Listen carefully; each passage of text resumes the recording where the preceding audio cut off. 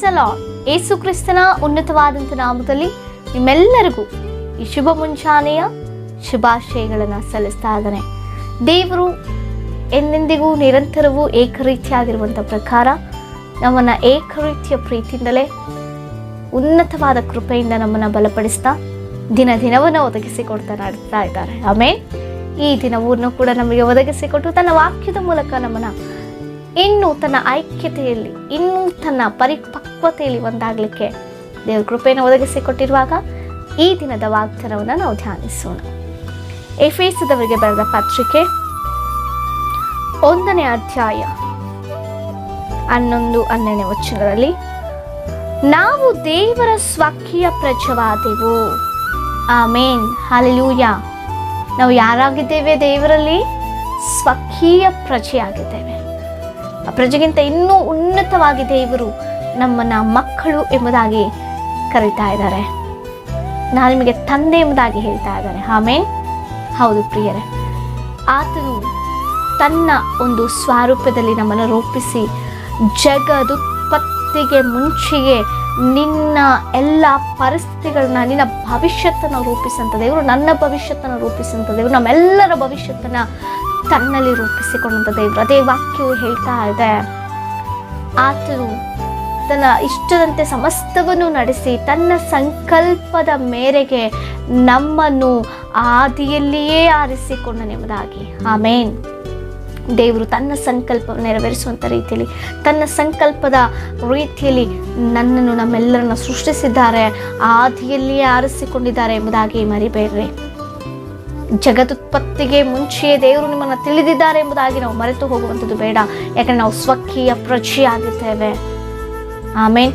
ಮನುಷ್ಯರು ಏನೋ ಅಂದರು ಅನ್ನುವಂಥ ಮಾತ್ರಕ್ಕೆ, ಮನುಷ್ಯರು ನಮ್ಮನ್ನು ದೂರ ತಳ್ಳಿದ್ರು ಅಂದ ಮಾತ್ರಕ್ಕೆ, ಮನುಷ್ಯರು ನಮ್ಮನ್ನು ದ್ವೇಷಿಸ್ತಾ ಇದ್ದಾರೆ ಅಂದ ಮಾತ್ರಕ್ಕೆ, ಮನುಷ್ಯರು ನಮ್ಮನ್ನು ತಳ್ಳಿ ಹಾಕಿದ್ದಾರೆ ಎಂಬುದಾಗಿ ಅಂದ ಮಾತ್ರಕ್ಕೆ, ಹಿಂಸೆ ಪಡಿಸ್ತಾ ಇದ್ದಾರೆ ಅಂದ ಮಾತ್ರಕ್ಕೆ, ಕುಟುಂಬ ನಮ್ಮನ್ನು ದೂರ ತಳ್ಳಿತು ಅಂದ ಮಾತ್ರಕ್ಕೆ, ಸಮಾಜ ನನ್ನ ಹೀನವಾಗಿ ನೋಡ್ತಾ ಇದೆ ಅಂದ ಮಾತ್ರಕ್ಕೆ, ಲೋಕವೆಲ್ಲ ನನ್ನ ಕೈ ಬಿಟ್ಟು ಹೋಯಿತು, ನನ್ನವರೇ ನನ್ನ ಬಿಟ್ಟು ಹೋದರು ಎಂಬುದಾಗಿ ಅಂದ ಮಾತ್ರಕ್ಕೆ ನಾನು ಯಾಕಿನ ಬದುಕಬೇಕು, ನಾನು ಯಾಕಿನ ಜೀವಿಸ್ಬೇಕು ಅನ್ನುವಂಥ ರೀತಿಯಲ್ಲಿ ಆಲೋಚನೆ ಮಾಡ್ತಾ ಇದ್ದೀವೇನೋ, ಇನ್ಯಾಕೆ ಬದುಕು ಎಂಬುದಾಗಿ ಅನೇಕ ಸಂದರ್ಭದಲ್ಲಿ ನಾವು ನೊಂದಿಕೊಳ್ತಾ ಇದ್ದೀವೇನೋ.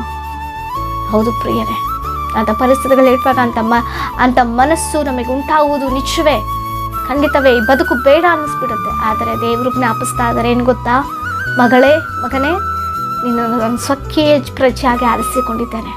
ತಾಯಿಯ ಗರ್ಭದಲ್ಲಿ ಪಿಂಡವಾಗಿರುವುದಕ್ಕಿಂತ ಮುಂಚಿತವಾಗಿಯೇ ನನಗೆ ನಿನ್ನ ಹೆಸರು ಗೊತ್ತು. ಜಗದುತ್ಪತ್ತಿ ಆಗುವುದು ಮುಂಚಿತವಾಗಿಯೇ ನಾನು ನಿನ್ನನ್ನು ತಿಳಿದಿದ್ದೇನೆ. ನಿನ್ನನ್ನು ಆರಿಸಿಕೊಂಡಿದ್ದದ್ದು ನಾನು, ನಿನ್ನ ಪೋಷಿಸ್ತಾ ಇರುವಂಥದ್ದು ನಾನು, ನಿನ್ನ ಬೆಳೆಸ್ತಾ ಇರುವಂಥದ್ದು ನಾನು, ನಿನ್ನ ನಡೆಸ್ತಾ ಇರುವಂಥದ್ದು ನಾನು, ಕಾಪಾಡ್ತಿರುವಂಥದ್ದು ನಾನು ಎಂಬುದಾಗಿ ದೇವಾದಿ ದೇವರು ಮುಂಜಾನೆ ಮಾತನಾಡ್ತಾ ಇದ್ದಾರೆ. ಮನುಷ್ಯರಲ್ಲ ಪ್ರಿಯರೇ ನಮ್ಮನ್ನು ಬದುಕಿಸ್ತಾ ಇರೋದು. ಮನುಷ್ಯರು ತಮ್ಮ ಬಾಯಿಗೆ ಬಂದ ರೀತಿಯಲ್ಲಿ ಮಾತನಾಡ್ಬೋದೇನೋ, ತಮ್ಮ ತನವನ್ನು ತಾವೇ ತೆಗೆದುಕೊಳ್ಳುವಂತೆ ನಮ್ಮನ್ನು ದ್ವೇಷಿಸ್ತಾ ಇರ್ಬೋದು. ನಮಗೆ ಕೆಲವೊಂದು ಸಂದರ್ಭದಲ್ಲಿ ಮನುಷ್ಯರು ಎಂಥವರು ನಮ್ಮನ್ನು ಮಾಯವಾಗಿ ಪ್ರೀತಿಸ್ತಾ ಇದ್ದಾರೆ, ಮೇಲ್ನೋಟಕ್ಕೆ ಪ್ರೀತಿಸ್ತಾ ಇದ್ದಾರೆ ಎಂಬುದಾಗಿ ಅರ್ಥ ಮಾಡಿಸ್ಲಿಕ್ಕೇನೆ ಕೆಲವೊಂದು ಪರಿಸ್ಥಿತಿಗಳು ದೇವರು ಏರ್ಪಡಿಸ್ತಾರೆ.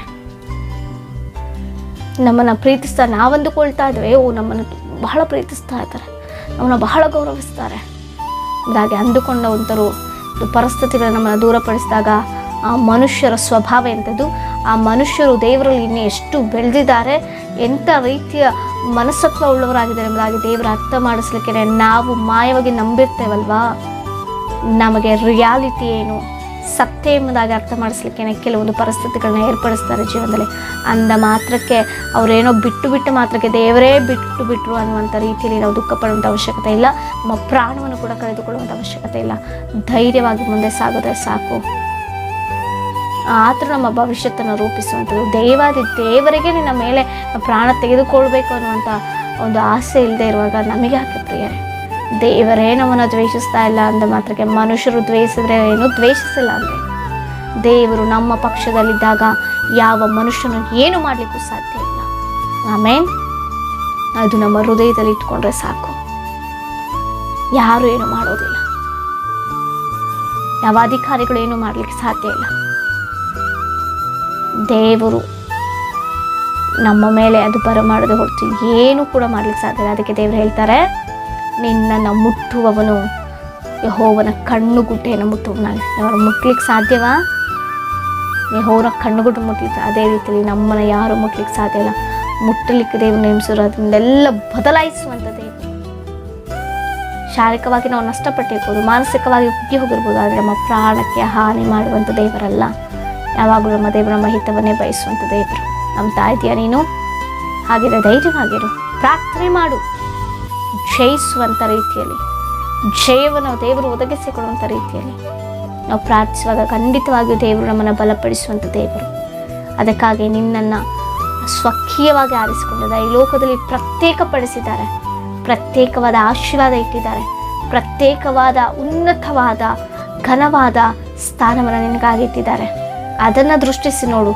ಮನುಷ್ಯರು ಮಾತನಾಡುವಂಥ ದೃಷ್ಟಿಸಿ ನೋಡು. ಮನುಷ್ಯರು ಮಾತನಾಡುವಂಥ ನಾವು ದೃಷ್ಟಿಸಿ ನೋಡ್ರೆ ಅವರಂತೆ ನಾವು ಕೂಡ ಕೆಳಗೆ ಬಿದ್ದು ಹೋಗುವಂಥ ಸ್ಥಿತಿ, ಇನ್ನೂ ಕುಗ್ಗಿ ಹೋಗುವಂಥ ಸ್ಥಿತಿ, ಯೋಚನೆ ಮಾಡುವಂಥ ಸ್ಥಿತಿಗೆ ಹೋಗ್ಬಿಡ್ತೇವೆ. ಮಾನಸಿಕವಾಗಿ ಇನ್ನೂ ಕುಗ್ಗಿ ಹೋಗ್ತೇವೆ.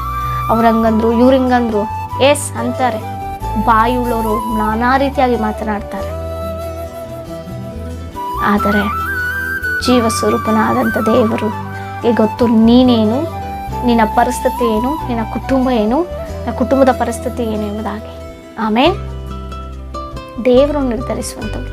ಮನುಷ್ಯರು ನಿರ್ಧರಿಸಿದ ಮಾತ್ರಕ್ಕೆ ಅದು ಶಾಶ್ವತವಲ್ಲ. ಹಲ್ಲೆಲೂಯಾ. ಧೈರ್ಯವಾಗಿ ನಿಮ್ಮ ಏನೇ ವಿಜ್ಞಾಪನೆಗಳಿದ್ರು ನಮಗೆ ತಿಳಿಸಿಕೊಡಿ, ನಿಮಗಾಗಿ ನಾವು ಪ್ರಾರ್ಥಿಸಿಕೊಳ್ಳೋಣ. ಪರಿಶುದ್ಧನಾದ ದೇವರ ಸ್ತೋತ್ರ. ಸ್ವಕೀಯ ಪ್ರೇಕ್ಷೆಯಾಗಿ ಆರಿಸಿಕೊಂಡು ನಿನ್ನ ಸಂಕಲ್ಪದ ಮೇರೆಗೆ ನಮ್ಮನ್ನು ಆದಿಯಲ್ಲೇ ಕರ್ತನೆ ಆರಿಸಿಕೊಂಡಿದ್ದಕ್ಕಾಗಿ ಸ್ತೋತ್ರ. ಅಪ್ಪ, ಯಾರ್ಯಾರು ಕರ್ತನೆ ನೋವಿನಲ್ಲಿ, ವೇದನೆಯಲ್ಲಿ, ದುಃಖದಲ್ಲಿ, ಕಣ್ಣೀರಿನಲ್ಲಿ ಬದುಕು ಬೇಡ ಎಂಬುದಾಗಿ ಅಂದುಕೊಳ್ತಿದ್ದಾರೋ ಸ್ವಕೀಯ ಪ್ರಜೆಯಾಗಿ ಆರಿಸಿಕೊಂಡ ನೀನು ಅವ್ರನ್ನ ಧೈರ್ಯಪಡಿಸು ಸ್ವಾಮಿ. ಸಹಾಯ ಮಾಡು, ಬಲಪಡಿಸು, ಎಲ್ಲಾದರೂ ಜಯವನ್ನು ಒದಗಿಸಿಕೊಡು. ಈ ಒಂದು ವಾಗ್ದಾನ ಮೂಲಕ ಆಶ್ವಸಿಸು. ಯೇಸುವಿನ ನಾಮದೆಲ್ಲವನ್ನ ಬೇಡಿ ಹೊಂದಿದ್ದೇವೆ ಜೀವಳ ಪರಲೋಕದ ತಂದೆಯೇ, ಆಮೇನ್. Price the lord.